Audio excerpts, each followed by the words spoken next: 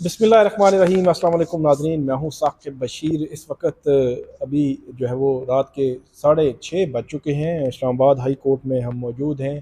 थोड़ी देर पहले यहाँ पे एक बड़ा फ़ैसला आया है साइफ़र केस में, उस पर हम बात करेंगे। मेरे साथ मौजूद है सीनियर सहाफ़ी कोर्ट रिपोर्टर एहतिशाम कियानी। हम आज आपको बताएंगे कि फ़ैसला है क्या, इसका असर क्या होगा, कौन कौन से पॉइंट्स उसमें कन्फ्यूजन थी। बुनियादी तौर पर पहले जो अदालत ने फैसला सुनाया, उसके बाद तहरीरी ऑर्डर में ये क्लैरिटी आई है। तो वो तहरीरी ऑर्डर है क्या?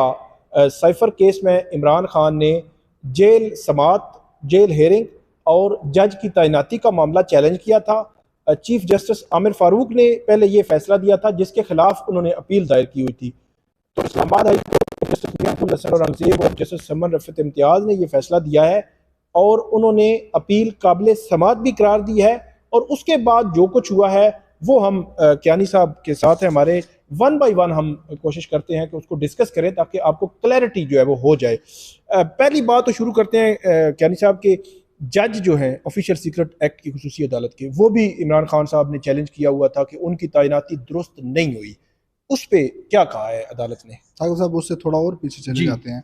सबसे पहले तो अटॉर्नी जनरल ने एतराज़ उठाया था कि ये इमरान खान की अपील जो है ये मेंटेनेबल ही नहीं है, ठीक है। ये काबिल समात नहीं है और ये अदालत इस अपील को सुन ही नहीं सकती। उस पर मियां गुल हसन औरंगजेब साहब ने ये रिमार्क्स भी दिए थे सलमान अकरम राजा को मुखातिब करते हुए कि राजा साहब, आप देख रहे हैं कि ये इस केस को पुल आउट करना चाह रहे हैं इस अदालत से। ठीक है। तो आज अदालत ने अपने फैसले में ये लिखा है, क्योंकि बुनियाद उसको बनाया जाएगा, क्योंकि मेंटेनेबिलिटी सबसे पहले डिसाइड करनी है, तो अदालत ने ये लिखा है कि इमरान खान की अपील मेंटेनेबल है, काबिल समात है, इसलिए हम इस पर फैसला जारी कर रहे हैं। उसके बाद हम आ जाते हैं दूसरे नुक्ते पे। ऑफिशियल सीक्रेट एक्ट अदालत के जज की जो तैनाती थी उस पर एतराज़ था।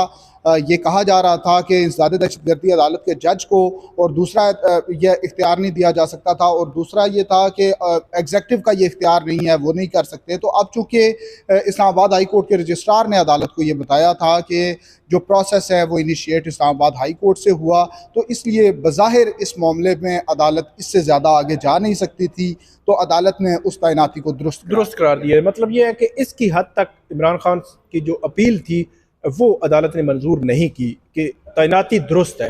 अब दूसरे मामले पे आते हैं कि जेल ट्रायल, उसमें दो तीन चीज़ें हैं। सबसे पहले हम नोटिफिकेशंस की बात करते हैं। कौन कौन से नोटिफिकेशंस थे जो अदालत ने 29 अगस्त से लेकर 15 नवंबर तक के, वो जो अदालत ने कहा है कि वो कानूनी तौर पर दुरुस्त नहीं थे, मतलब प्रोसेस ठीक नहीं था? साहब साहब 5 नोटिफिकेशंस बनते हैं और उन्हें इसलिए कलअदम करार दिया गया कि वो दुरुस्त तरीक़ाकार से जारी नहीं किए गए। अब अदालत में पहले तो इस बात को देखें कि ऑफिशियल सीक्रेट एक्ट अदालत जब कायम की गई तो उसके बाद इमरान खान साहब उस वक्त तोशाखाना केस में वो कन्विक्टेड थे, उनको सज़ा हो चुकी थी, जेल में थे। तो जब उसकी सज़ा मुअत्तल होनी थी तो उससे पहले ही एक दिन पहले ये मामला सामने आया कि उससे भी 12-13 दिन पहले उनकी 16 अगस्त को उनका पहला खुफिया जुडिशल रिमांड दिया जा चुका है, क्योंकि प्रोसीजर कभी सामने नहीं आया था। कानूनी तरीका ये है कि अक्यूज को कोर्ट में प्रोड्यूस किया जाता है, उनके वकला जो हैं उन्होंने अदालत में आना है और उनके सामने अदालत ये फैसला करती है आर्गूमेंट सुन के। लेकिन इस अदालत ने एक अनोखा काम ये किया था कि कोई भी मौजूद नहीं था अक्यूज की साइड से, और अदालत ने जुडिशल रिमांड दे दिया, और वो रिमांड भी 14 दिन के बाद सामने आया था।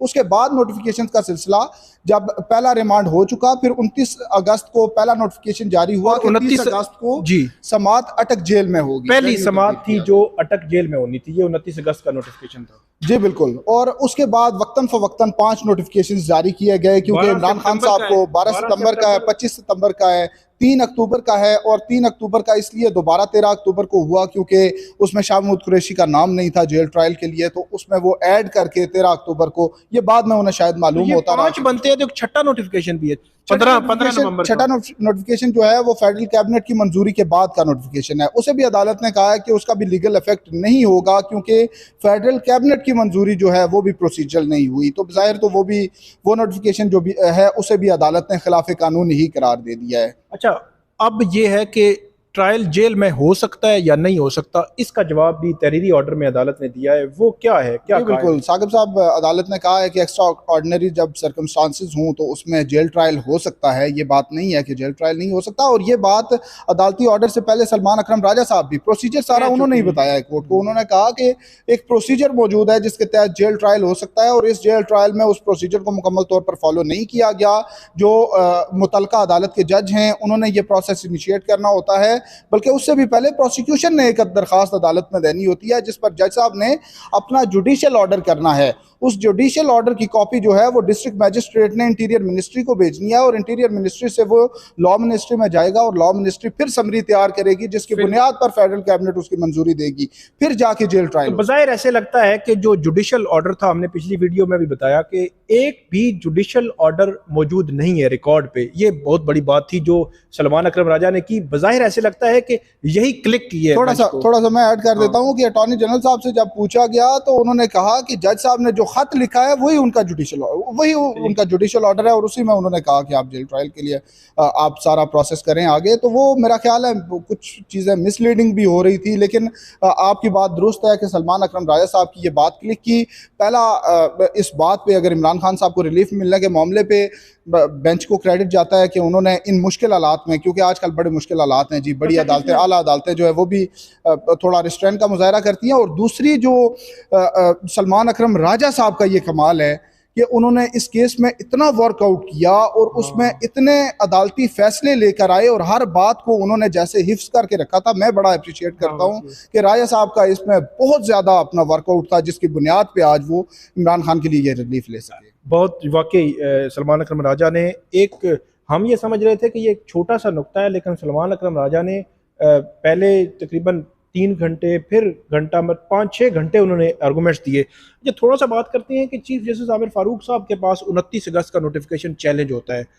29 अगस्त का नोटिफिकेशन चैलेंज होता है और वो जजमेंट देते हैं तकरीबन मिड अक्टूबर में, मेरे ख्याल है मिड अक्टूबर में, और 12 सितंबर को उन्होंने महफूज किया था फैसला, और 16 अक्टूबर तो वो तकरीबन 1-1.25 महीना उन्होंने वो फैसला महफूज भी रखा। फिर उन्होंने कहा जी जेल ट्रायल ठीक है। तो एक उनकी प्रोसीडिंग्स भी मैंने कवर की, ये भी कवर की। आप अपना एक्सपीरियंस बताएं। उनकी प्रोसीडिंग में इन डेप्थ नहीं देखा गया, वो चीज़ें नहीं मंगवाई गई जो इस डिवीजन बेंच ने मंगवाई हैं, और वो जो नुकात थे उनको हाईलाइट नहीं किया गया जो इस बेंच ने मंगवाए हैं। तो आपका एक्सपीरियंस क्या कहता है? और इतना टाइम, मतलब 29 अगस्त वाला जो मामला है, आज हम जो है 21 नवंबर को तय हो रहा है, तो ये भी बड़ा अनफॉर्चुनेट है। और पूरा ट्रायल जी कलदम करना, मतलब अगर इस्लामाबाद हाई कोर्ट के चीफ जस्टिस जल्दी फैसला दे देते, इंट्रा कोर्ट अपील जल्दी आती, तो ये आज सूरत हाल ही ना बनती। साकिब साहब, आप क्यों खुद को और मुझे तो इन्हें अदालत का नोटिस कराना चाहते हैं या यहाँ पे पाबंदी लगवाना चाहते हैं?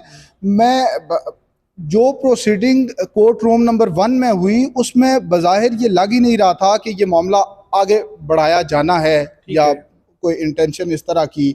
बड़ा लाइटर उसमें लिया जा रहा था। बशीर अफजल मरवत साहब तब पेश हुए थे, उन्होंने बड़ा शोर मचाया, लेकिन वो नहीं अदालती। अच्छा, वहां पे ओपन ट्रायल वाली बात भी नहीं हो रही थी, तो वो मतलब इसी तरह चीजें चल रही थी। बहरहाल कियानी साहब, बहुत शुक्रिया आपका, आपने बड़ी तफसील के साथ बताया कि ये जो ट्रायल है इसका ऑर्डर क्या है, डिवीजन बेंच का ऑर्डर क्या है, कैसे इम्प्लीमेंट होगा, कैसे जेल ट्रायल अब भी हो सकता है, क्या अदालत ने कहा क्या है, और उसके असरात जो है वो क्या होंगे। एक तो बात क्लियर है, गहरे असरात होंगे।